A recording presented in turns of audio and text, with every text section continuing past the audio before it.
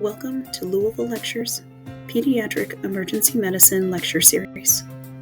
All right, welcome back, everybody. I'm hoping that this will be the fourth and final round of our Neonatal Emergencies lecture series for our PEM modules for the emergency department, and happy to walk you through a few more rounds. For anything else that you've missed, please feel free to go back. These don't have to be watched in any particular order, excuse me. But I do highly recommend all of them if you are working your way through. Part one covers basic neonatal presentations to the ED. Part two covers the febrile infant. And part three covers things like seizures and congenital heart disease. Like the other sessions, today we're going to start with a case. So parents bring to the ED a 4-week-old baby who is having some vomiting. He was born at term, no complications, otherwise healthy, had been feeding well and gaining weight until about last week. He started to have some increased spit ups with feeds. Those have now worsened, and he's having multiple daily episodes of large volume emesis, not drinking as much as usual, not peeing as much as usual. And then today he had 3 episodes that the parents describe as bright green. However, he has not had any fever, diarrhea, or rash. And so what you might see, for example, on a boards question with this type of question would be, what would be the best imaging test for diagnosis? But in the actual world of the ED, of course, you're going to be thinking through what could be going on and how are we going to test for it. So vomiting in the newborn, it's an incredibly common thing. And again, very common reason why parents bring their kids to the ED. 85% of babies will vomit in the first week of life. And that doesn't necessarily mean anything wrong. It's usually benign. However, when vomiting becomes concerning is if it's more persistent, if it's bilious, by which of course we mean green. This is not like yellowy stomach fluid phlegm looking color. We are talking green vomit. If there's blood, particularly dark blood, or if it looks brown or feculent, and also if it occurs not just right after a feed or if it's large volume. So, lots of babies will spit up right after feeds. It's usually just a little bit of stuff and then they're done. But if it's going and going and going, or if it's happening hours after feeds, or it's, just projectile all across the room, that also raises concerns. So some of the things that you might consider on your differential in a newborn with vomiting, number one, and probably the most potentially dangerous, is malrotation. So this is a congenital abnormality of the midgut. So when the intestines are forming, if you go way back in your brain to embryology, they actually exit the body through the umbilical stump for a while. And then as they re-enter the abdominal cavity, they rotate around to end up where they're supposed to be. However, sometimes that rotation doesn't happen the way that it's supposed to. And what you basically end up with is your small bowel often all ends up on like one side of the belly. And you might actually get some twisting around like a mesenteric stalk that's too small. And so it basically just creates a lot of issues. This is not super common, but it's also not totally like 1 in a million. So this occurs in about 1 in 6,000 to maybe 1 in 200 births. Most of them, thankfully, will present in the first month of life, and the vast majority within the first year. However, if you don't catch a malro, it can progress to a volvulus and then to gut necrosis and really bad outcomes. Typically, symptoms are bilious emesis. They may have belly pain, but of course, in a neonate, it's hard for them to, tell you that. They may have decreased stool output, and then later on, they may progress to have hematochezia with blood in the stool as well. But again, that is a sign that they're actually like necrosing their gut and is very late finding, and typically they'll look very ill before that time. So for a workup for Malro, typically we'll start with a belly x-ray, but the upper GI has classically been the sort of imaging test of choice. More recently, we're actually learning that ultrasound can be very helpful and diagnostic for these patients as well.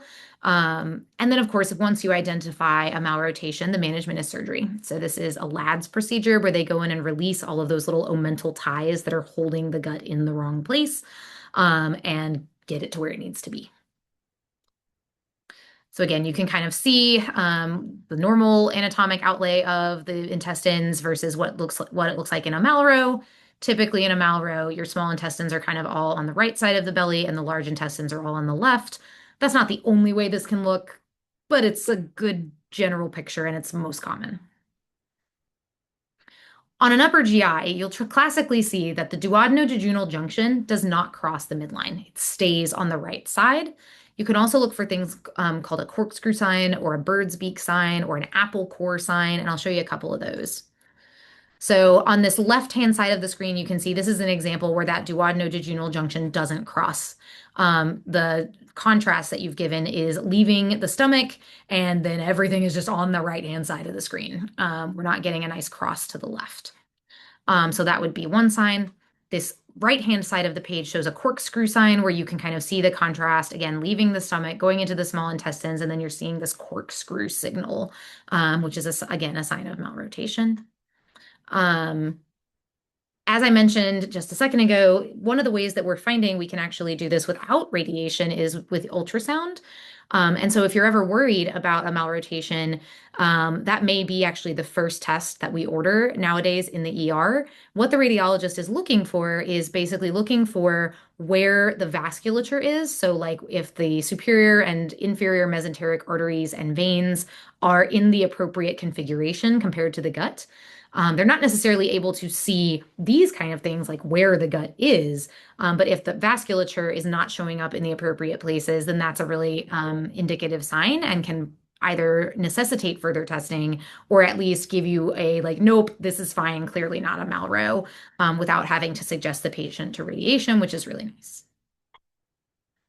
Now, of course, another thing you're going to think about when you hear 1-month-old baby, lots of vomiting, especially after feeds, is pyloric stenosis. So this would be where you have that hypertrophy and hyperplasia of the muscle in the pylorus between the stomach and the intestines. Much more common than a malro. This occurs in like 2 to 4 per 1,000. It is, however, more common in males and specifically firstborn males than it is in females. Not to say females can't get it, they do. But especially if you get that classic story of like firstborn male baby who's having lots of vomiting after feeds, pyloric's probably going to be high on the differential. Now, the difference between pyloric stenosis and malrotation is generally going to be that pyloric stenosis should always be non-bilious vomiting. You're having a blockage before the intestines, so there's not going to be any bile. It's just going to be either stomach fluid or what they've eaten coming back up. Traditionally, you'll hear this described as being large volume and projectile. It's typically right after feeds. And the babies are typically still like hungry little people. Like they will eat, they'll puke everything up, and then they want to eat again. They're sort of happy to keep on eating and vomiting until things start to get a lot worse. So you'll always hear, back in med school, you heard about like the olive that you can palpate on an exam. That is incredibly rare to find. And most of the time, these babies look great. They are healthy, they're gaining weight. If it's been going on for a while, like if you get to be like a couple months old and you haven't had this fixed, then they may start to kind of fall off the growth curve a bit. But a lot of times when they present early, in that first month or so, they look fine. Ultrasound is the imaging modality of choice, and you'll hear us talk about diagnosing it with what's called the rule of pi. So a thickness of more than 3 millimeters of the pylorus, a length of more than 14. So 314 pi. You can also look for what's called the hamburger sign. So if you look at this ultrasound picture on the right, you see this almost like layered appearance where it's supposed to look like the bun on top, the burger in the middle, and then the bun on the bottom. I'm not sure that I necessarily usually see that. I usually look for the measurements, but that's something you can sometimes hear about. Classically, these babies will have hypokalemic, hypochloremic metabolic alkalosis. And I always just remembered thinking about that because they're losing all their stomach acid, right? So they're losing their chloride because they're losing HCl. They are losing their acid, so they become alkalotic, and then the potassium kind of follows where the acid goes. So they are losing acid, which means they're losing their potassium as well. Your management for this, of course, ultimately is surgery, but it's important to know what those electrolytes look like before they go to surgery. If they're normal, surgery is probably just going to happen pretty quickly. However, if the baby does have significant derangements of their potassium or chloride, those do need to be corrected by fluid resuscitation before the surgeons will typically take them to the OR. Another potential cause of vomiting in a neonate is like a bowel obstruction, commonly caused by things like meconium ileus. So basically, if you have a baby who has extra thick meconium, it can actually cause a physical blockage of the gut, which can present with things like distension and bilious emesis. This is usually associated with cystic fibrosis.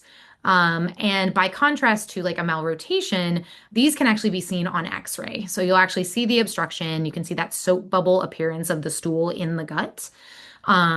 If you were to do, for example, a contrast enema, you would see they have a microcolon because if they've blocked their intestines off early enough, the colon doesn't actually really develop the way that it's supposed to. So it's not nearly as large as you would expect it to be.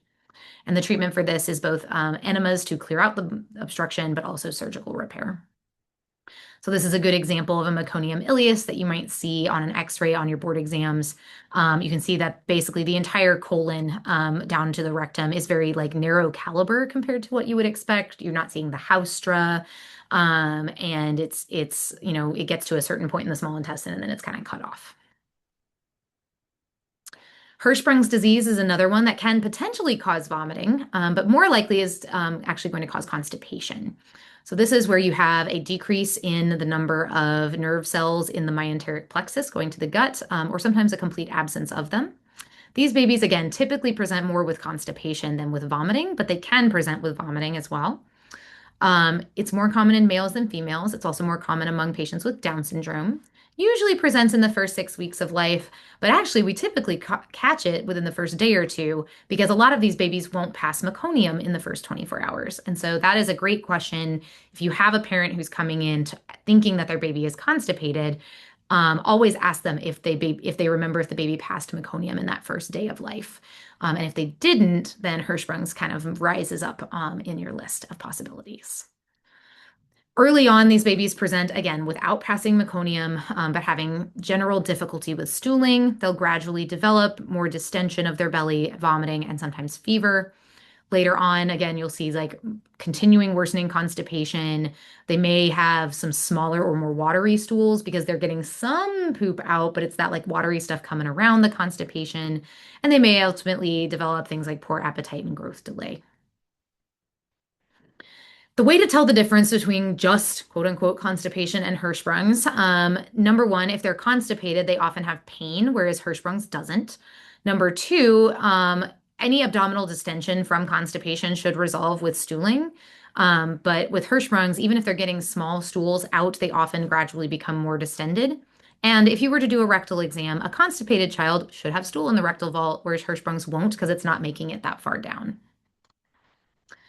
The diagnosis may be done just with a simple X-ray with obstruction, but the common modality of choice is typically a contrast enema. So if you're shown an exam question on the boards that's saying didn't pass meconium, parents are worried that they're constipated, there's no stool in the rectal vault, and now they're vomiting, the answer is going to be they want a barium enema. And what you'll see is this transition zone where you go from a very narrow sort of rectosigmoid colon to a more normal appearing colon. You can see that in the arrows in this picture. Definitively, you diagnose this with a rectal biopsy, and then what they typically will do is they'll resect the segment of bowel that does not have good nerve supply and either do like an ostomy or a distal connection afterwards.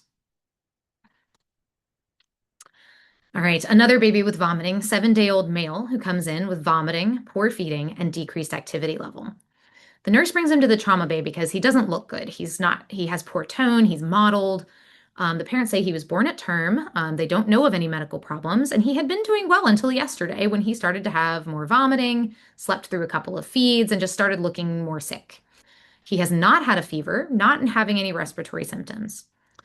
So again, if you're thinking back, if you watched part 3 where we talked about our congenital heart babies, or part 2 where we talked about our sepsis babies, these all have a lot of overlap, right? Poor feeding, poor tone, they're mottled, they're not waking up appropriately, they're lethargic. And so you wouldn't be wrong to immediately start thinking about, is this baby septic or could this be a heart? In this case, the vitals show that they're afebrile. They're a little tachycardic to 210, breathing at 40, which can be fairly normal in a baby this age, but their blood pressure is low at 50/29. The baby looks ill on your exam. They have cool extremities, mottled skin. They're not crying when they stick for IV access, which of course is a bad sign. Lungs are clear. The heart sounds are normal. There's no organomegaly. Pulses are equal but thready in all extremities, I guess. And so you start a bolus and you get an ISTAT, which is going to give you a very quick 2 minute at the bedside, sort of like a gas plus some electrolytes. So their pH is 7.15, CO2 is 40, bicarb is 8, their hemoglobin's 12, sodium is low at 125, K is high at 6.7, and glucose is 20. So thinking through this patient, hopefully you've recognized that this patient is acidotic, that it appears to be a metabolic acidosis since their bicarb is low and their CO2 is normal. And they are hyponatremic, hyperkalemic, as well as hypoglycemic. And all of that should hopefully come together to you to signal that maybe this is not sepsis, maybe this is not a heart, but that it's something metabolic. So common metabolic emergencies in the ED for babies. And when I say common, that's a bit of a misnomer. These are not common presentations at all. But if you have a metabolic emergency, the things it's going to be are generally going to be congenital adrenal hyperplasia or potentially some other inborn errors of metabolism. Congenital adrenal hyperplasia is a genetic deficiency of adrenal enzymes. So they have generally poor production of steroid hormones like cortisol and aldosterone, but there's lots of different versions of this and different genetic causes. So they may have varying levels of those hormones. It's generally autosomal recessive. Again, not super common, 1 in 15,000 births, but it does have an increased prevalence among certain socioethnic groups like Ashkenazi Jews, Hispanics, Italians, or like around the Balkans in Eastern Europe. The most common defect is 21 alpha hydroxylase deficiency, which I know is probably bringing back some trauma when you think about this chart that you probably memorized for your step one. I'm not going to ask you to memorize it again, but it is helpful to refer back to when you're thinking about, what is actually going on in these patients and what do they present with. So the 21 hydroxylase is necessary to create, you can see both aldosterone and cortisol. And so these babies will typically present where they are low in both of those, and they may have increased testosterone because everything else is getting shifted over to that side of the pathway. So your classic salt wasting version will typically present with dehydration, poor feeding, diarrhea, vomiting. They are often hypotensive because they don't have enough cortisol or aldosterone to raise their blood pressure. They have low sodium because, again, low aldosterone. They have high potassium, again, low aldosterone, because remember, aldosterone raises sodium, drops potassium, so they go the opposite way.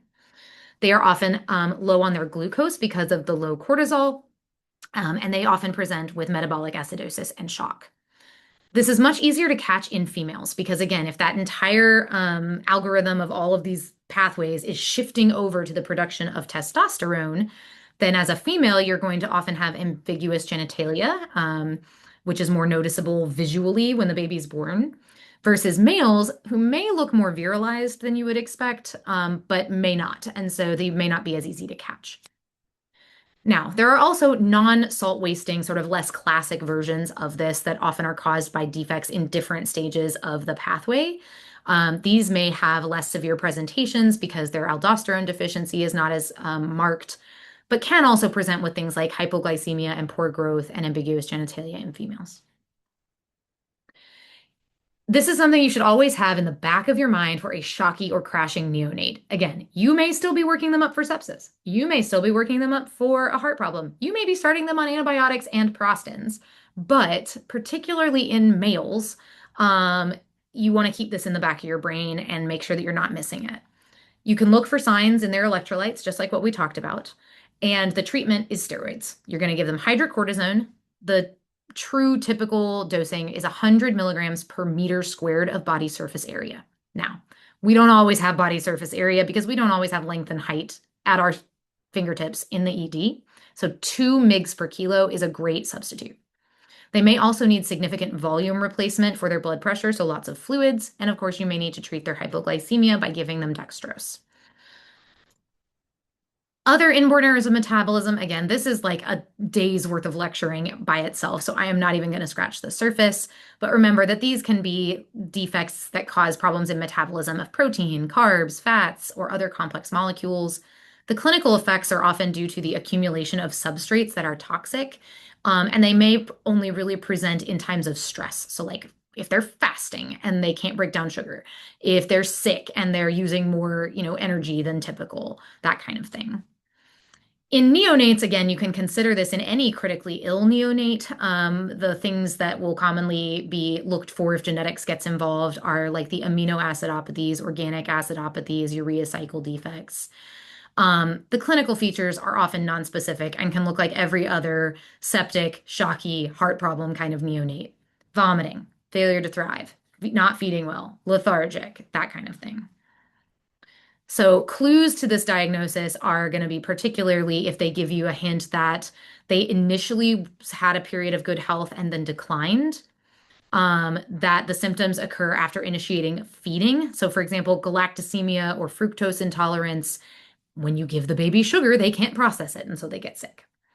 Um, Others may present with periods of fasting or illness. So, like if they can't break down fats to help them with a period where they're not eating for several hours, then they can become ill. So, for example, MCAD or medium chain, I honestly don't remember the AD abbreviation, acyl-CoA dehydrogenase, I think.